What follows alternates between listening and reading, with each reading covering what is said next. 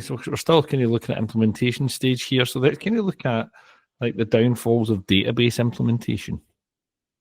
Can we have a look at that and see what are the issues with the downfalls of database implementation? Any markers want to take this on? I'm happy. Okay, go for it.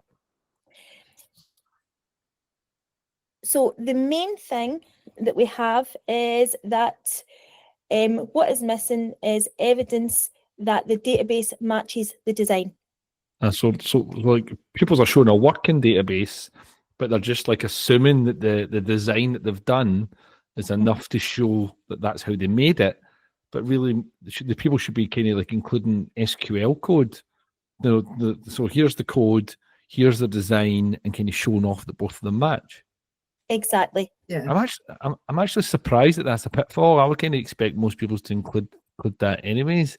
But again, I'm kind of go back to kind of question I mentioned earlier. But what if a pupil uses Access for their database? How can they include the code, especially if you've done the design using your advanced higher concepts and things like that, but you've done your database in Access? How can you show it matches?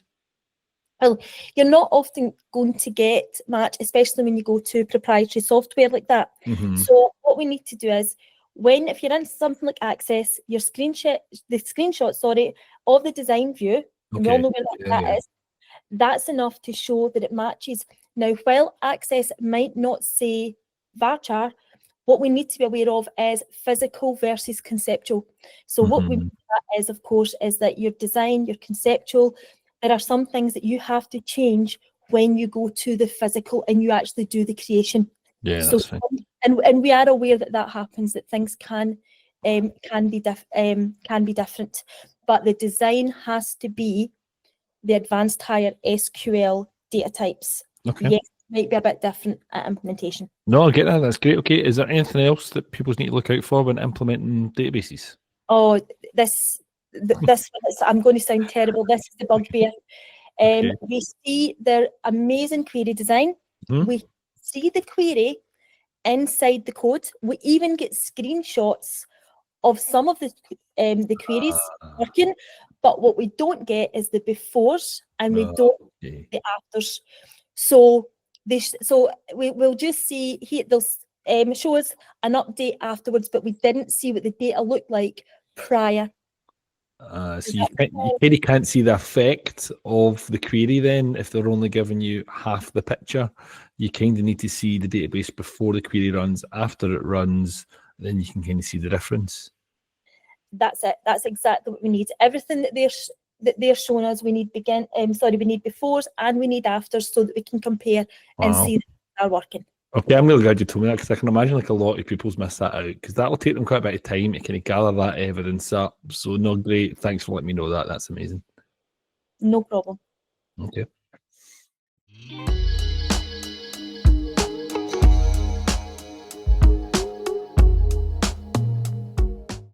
Yeah. Okay, so we're back with myself and we're looking at implementation for software projects. So again, there is good news on this because generally speaking, it's quite well done. And yes, candidates, when they come to actually writing the code when whatever major they're doing, generally do a good job with it. As it might be that they haven't managed to do all of it with the 300-page, 65,000 combinations of potential murderers and so on, but the bit that they write, they do a good job with. So here is from this year's course report. Let's have a look at that. So starting at the top left hand. So most candidates gained good marks for their implementation of their advanced higher concepts. Great. Many candidates gained good marks for their implementation of integration. However, those that used an interface provided in their development environment failed to show the evidence of how connectivity was implemented. And that comes back to what we've sort of referred to before in terms of say at the design stage. So that has carried through into the implementation stage. pie game might be one of the, one of the ones that are contributing to the failure on that point. Yeah. So that has been something that, you know, generally that we've seen. The other big thing on this one is the lack of evidence from ongoing testing. Okay, so it seems to be a kind of an issue with implementation stage as well. Yeah, and you know, they've obviously, since they've got working code in their SDD, it's doing what it's supposed to do. They've obviously been debugging it right the way through, haven't they? and fixed all the issues as they've been coming up. But the bit that we need to remind them of is, as they are debugging and working with their advanced higher algorithms and their structures, then that in particular is where we want to see evidence of their ongoing testing. What they've had to fix, not the tiny things, but there's bound to have been something wrong, maybe in a logic error. So we want to see some evidence of that. We want to see them explaining how they fixed it and any references for what they've been doing there. For how to do it. Oh, and a wee reminder before we move on, please, everybody, get your pupils to highlight the algorithms, the structures, the connection, everything that we want to be able to award the marks for in the implementation stage, because the coding can run to quite a number of pages, and it can be difficult and certainly time consuming to be going through looking for all of these features so that we can award the full marks for them. Debbie talked earlier about the magnifying glass and the torch on the phone. That was me 2 years ago. I was waiting to get the big magnifying glass on to put over my eye, like in Honey, I Shrunk the Kids, so as I could see things. So please get your candidates to make it as easy as possible. And Fiona, I know this sounds really silly. Last year I had a full pack where pupils actually highlighted before they printed out on tomorrow, and I could barely read what was there. Please, proper highlighters. If you're doing the highlighting, which we appreciate, please do it after it's been printed. Absolutely, yeah. Just give them out a packet of highlighters in the class and get them to do it. Yeah. And also, if they're doing like screen snips, then that's the other thing. It can be quite difficult to read, can't it? Watch out for your colour schemes that you've used, and watch out for the screen snips. Make sure they're big enough for us. Okay, thanks. I think that seals off the implementation stage. We've kind of looked at web databases and software. Should we go into some testing then?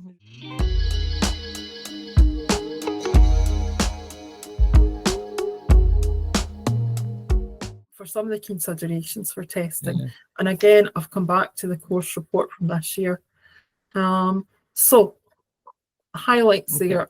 Most candidates gained good marks for carrying out all the tests listed in their test plan, and we saw that they had carried them out, and we saw some evidence provided for that, so that was good. A few candidates provided no description of the results of testing based on the test cases provided. So there were a few that just didn't give us the description there, so we couldn't award all the potential marks. One area in particular, when we go back to the fact, the golden threads, and we go back to the analysis stage and pick up on the requirements, candidates quite often indicate that users' aesthetic requirements. Users should find it, the interface easy to use, or it should be uncluttered, or things like that. And then we see when they get to testing, because they've got it in as a requirement, an end user requirement, when they go to test it, we don't really see them providing evidence of that. Because how are they testing it? If they don't do it as part of their persona testing with the test cases, they're not really providing us with any evidence. So probably a word of caution to them when they're writing out requirements and in the analysis, to think carefully about that. And if it's an aesthetic thing about layout, uncluttered appearance, that kind of thing, to actually think that through and say, you know, how do I prove that? How do I show that? Okay. So when it comes to the point about the lack of evidence here, so evidence to show, and this is straight from the markers, evidence to show that all requirements have been implemented, particularly things like gameplay. Here we are back at pie game again, aren't we? So evidence of gameplay, which quite often they don't provide to us.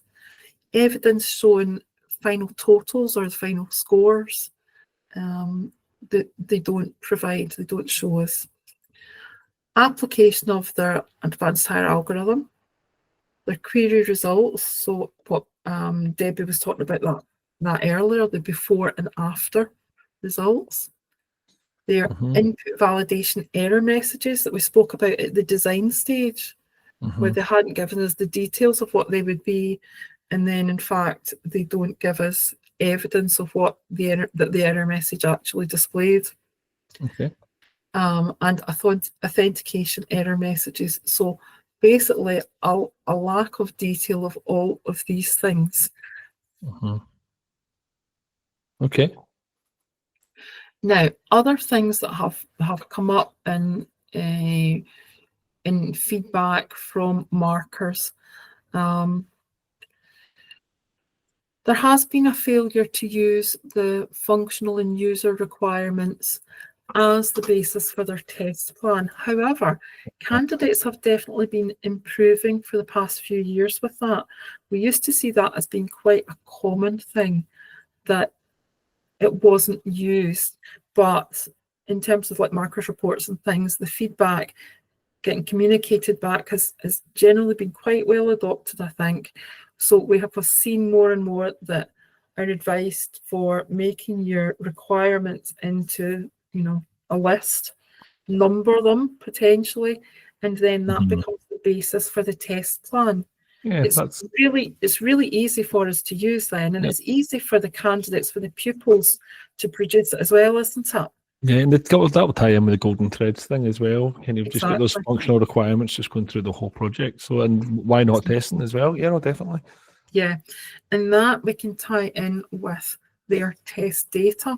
Okay. So of course, going right back to N5, they know about normal, extreme, and exceptional, don't they? We've taught them it from then, but it's a reasonably common thing that knowledge seems to disappear a wee bit, and they forget to use that data in their test plan and to tell us, here are the values I'm going to use, here's my normal, extreme, exceptional values, and then shows the results of that. So I would say it's a fairly easy one to fix. It's just maybe a wee bit time consuming, but it's not like, you know, an impossibly hard task to do that, is it? Yeah, no, that's fine. Yeah, that's another one where again it's maybe a slight lack of detail on it. The other big thing, the end user, the persona testing. So we have in the past years, Debbie, we've had quite a lot of fun at the pupils, at the personas that they have developed for us and the descriptions that they put in. But there's a fine line there, isn't there? If their personas become overly humorous and unrealistic, then it probably, although it gives us a lot of fun, and there's not much fun to be had marking projects, believe me, but it does give us a bit of fun. It does raise a smile. But the thing that they miss out in amongst their lovely descriptions is they don't give us the technical ability of that person. They don't tell us, you know, about their ability to use the software or the web interface or whatever it happens to be. So they need to remember and put in the technical abilities. That's a key thing. That makes sense. Yeah, and their persona, it should reflect a real end user. So not be too extreme. tell us their technical ability, and it should be then they have to think of the tests, and that's from a black box point of view. This is an end user and how they would use it. So it's about what will the input and output for, you know, for them, isn't it?